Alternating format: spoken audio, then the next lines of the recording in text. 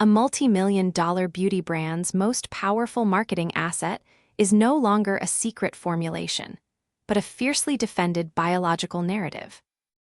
In the modern direct-to-consumer landscape, the physical appearance of a founder serves as the ultimate corporate proof of concept, making any challenge to that authenticity a direct threat to market valuation. When 29-year-old entrepreneur Hailey Bieber utilized a recent high-profile visual campaign to highlight her fitness results alongside her signature skincare line, Rhode, the public response immediately exposed the deep friction defining contemporary celebrity commerce. This intersection of personal anatomy and corporate equity represents a major evolution in how public figures must manage their brands. It is no longer sufficient to merely license a name to a product line.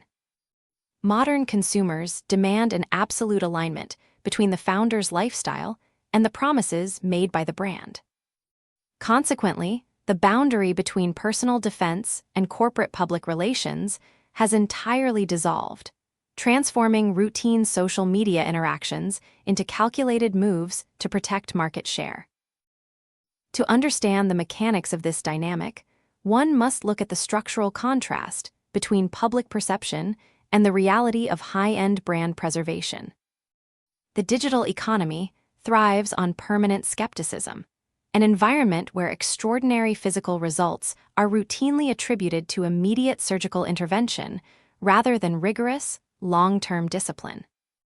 When rumors began circulating that the model had undergone significant body-altering surgeries, including a Brazilian butt lift, the stakes extended far beyond personal vanity. For the leader of a global beauty brand that preaches skin health and natural radiance, an unaddressed rumor of major artificial enhancement can severely undermine consumer trust. If an audience believes a founder's appearance is the result of hidden clinical procedures rather than the lifestyle and products she promotes, the foundational marketing narrative crumbles.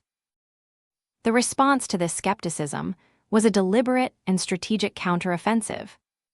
By publishing unedited, highly detailed close-ups of her athletic conditioning alongside specific workout apparatus, the entrepreneur effectively transformed her personal routine into a transparent corporate ledger. This strategy uses undeniable physical evidence to neutralize online speculation before it can impact brand loyalty. It is a sophisticated method of crisis management that avoids defensive press releases, choosing instead to let visual data reshape the public narrative. This approach acknowledges that in a highly visual marketplace, a single authentic image carries more authority than a dozen corporate denials.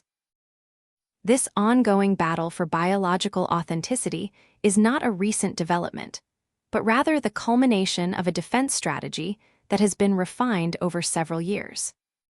As early as 2020, the cover star was actively challenging digital platforms that contrasted highly manipulated, heavily edited images from her teenage years with her adult appearance. The insistence on using natural, unedited photographs highlights a deeper understanding of how digital media can distort truth to manufacture controversy. By publicly calling out these distorted comparisons, she established a long-term precedent of defending her natural development.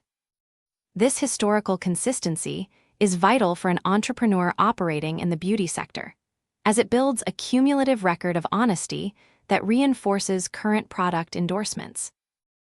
The strategic positioning became even more explicit during a detailed discussion on a prominent culture podcast last October, where she addressed the exact boundaries of her aesthetic maintenance.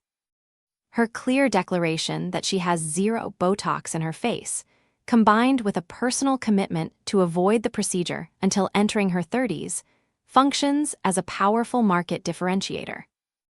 In a culture saturated with identical, highly altered aesthetics, choosing to showcase a natural aging process creates a unique space for a brand.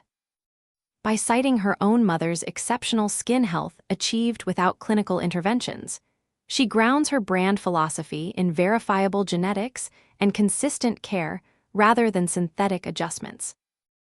This narrative shifts the consumer's focus from instant, artificial transformation to long-term, preventative wellness, which happens to be the exact philosophy driving her product formulations. This brings the discussion to a highly sophisticated gray area that is currently redefining the elite beauty industry. The rejection of traditional plastic surgery or neurotoxins does not mean an absence of advanced dermatological care. Instead, it marks a pivot toward high-tech autologous therapies that utilize the body's own biological resources. The entrepreneur's open endorsement of treatments like platelet-rich plasma and platelet-rich fibrin, often referred to as the easy gel process, represents a major shift in contemporary aesthetics. These procedures involve extracting the patient's own blood, isolating the growth factors through advanced thermal processing, and re-injecting the resulting gel consistency to stimulate natural regeneration. From an industry analysis perspective, this distinction is crucial. It allows a beauty founder to maintain absolute honesty regarding the absence of synthetic fillers or surgical alterations, while still accessing the cutting edge of clinical dermatological science. This approach creates an entirely new category of aspirational beauty, one that is deeply technical, highly consistent, and completely natural in its biological origin. By educating her audience on these advanced cellular treatments, she positions herself as an industry insider who relies on scientific preservation rather than cosmetic distortion.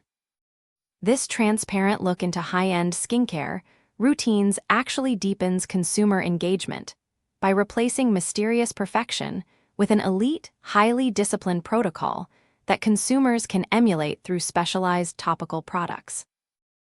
This rigorous discipline extends directly into the realm of physical conditioning, a factor that became highly relevant following a major life transition.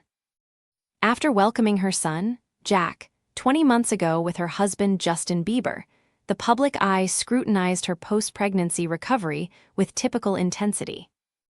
The response was a dedication to heavy strength training, balanced with traditional movement philosophies. However, her recent commentary regarding the current state of fitness trends offers an insightful critique of modern wellness culture. In an analysis shared with mainstream media, she noted that while she maintains a deep appreciation for Pilates, the practice has largely devolved into a commercial fad, making it increasingly difficult to find qualified instructors who prioritize strict biomechanical form. This level of public critique reveals a sharp analytical mind that refuses to accept popular marketing at face value. By labeling a highly popular fitness trend as an oversaturated fad lacking structural integrity, she distinguishes her personal brand from standard influencer endorsements. She speaks not as a passive consumer of wellness trends, but as an authority who demands technical precision in her physical discipline. This insistence on proper form and genuine expertise mirrors the manufacturing ethos of her corporate ventures, suggesting that everything associated with her name must meet a standard of verifiable quality. The reaction from both the beauty industry and digital audiences to this integrated strategy of transparency and physical display has been intensely divided. Legacy marketing experts note that this level of direct, unmediated communication bypasses traditional public relations channels, allowing the founder to maintain total control over her narrative. By showing the exact effort, tools, and advanced treatments required to maintain her appearance, she disarms the critics who claim her look is entirely artificial. Conversely, digital skeptics continue to debate the definition of natural beauty in an era where advanced cellular therapies are accessible primarily to the economic elite. This division only serves to increase brand visibility, keeping the founder at the absolute center of the cultural conversation surrounding modern aesthetics. What this phenomenon ultimately illustrates is that the future of the global beauty economy belongs to those who can successfully merge personal biological data with corporate branding. The era of the detached celebrity figurehead is over, The modern consumer demands a founder who serves as a living, breathing manifestation of the brand's internal philosophy. By defending her natural identity against rumors of surgical alteration, while simultaneously detailing her use of advanced cellular therapies and disciplined physical training, this entrepreneur has created a robust blueprint for modern brand longevity. The intersection of personal truth and corporate equity is no longer just a public relations challenge. It is the definitive strategy that will dictate market dominance in the luxury wellness sector for years to come.